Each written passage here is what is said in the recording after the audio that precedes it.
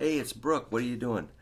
I was doing some couch shredding last night, contemplating that hybrid E blues scale that we started, and I realized there's a lot of notes in that pattern. So, to review, we did to get started.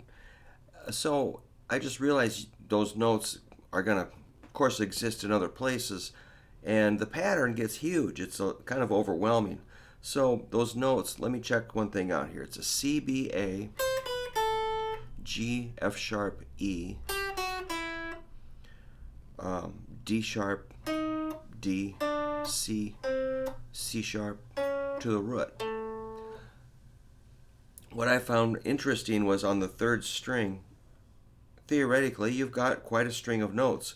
If we add that B, remember we did B up here, so this B here, so really you're going to get a big string of notes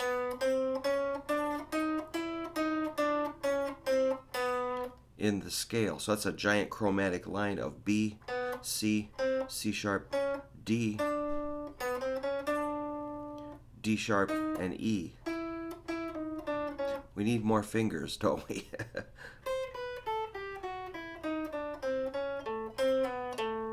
So you don't have to play them all at once.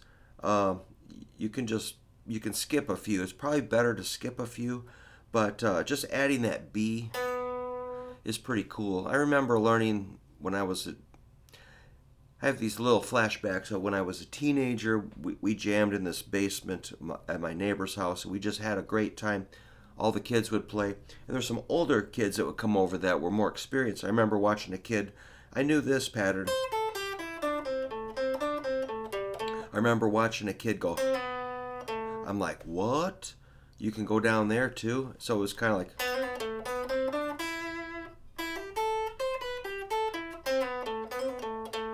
That B to a C is just a little extra territory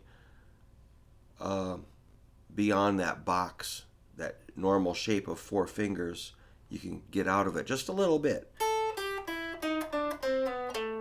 So think of it maybe as a passing tone taking you to the root. It's a ninth interval. From there, if you want to add a little more, you got an A, G, F sharp, and then we got our E, D sharp, D, C sharp, and the B. You can get down there or up, oops, C. Where am I? C sharp, C, B, A. So that B sounds kind of like major, like.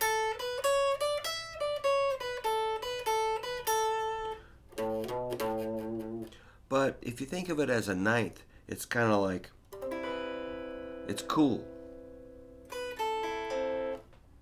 But in the bass, it might be a little muddy down there.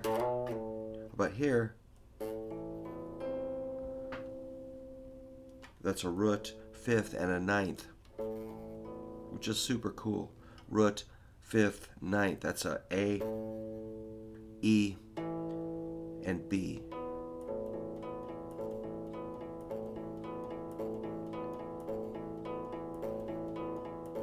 Good stretching exercise. So if you contrast that B with the C on the third string, you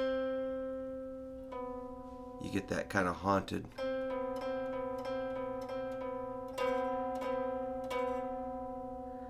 You can hear the beats, the notes are kind of going, it's like turbulence. But it mellows out when you add the other notes. Wow. This is getting crazy. How about a C, B? Now we can construct weird chords. I'm calling that like an A minor add 9.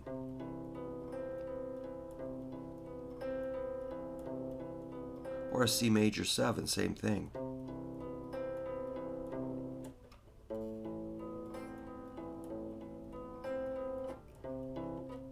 Oh boy.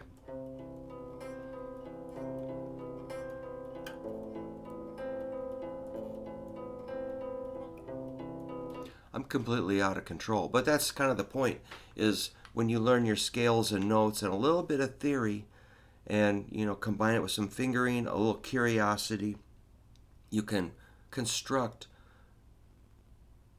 virtually any musical idea that we can imagine.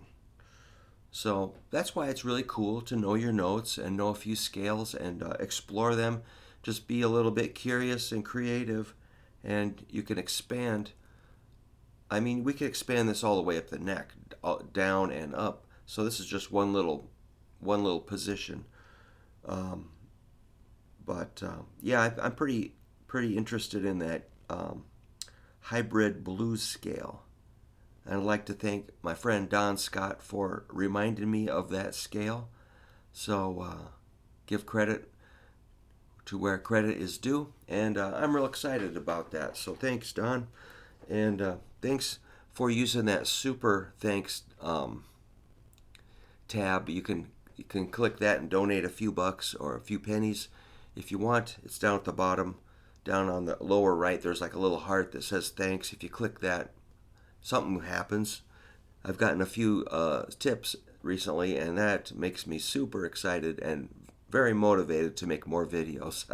So thanks for the support. But basically, just thanks for visiting the channel. So have a good time, have a good day, and I'll see you soon.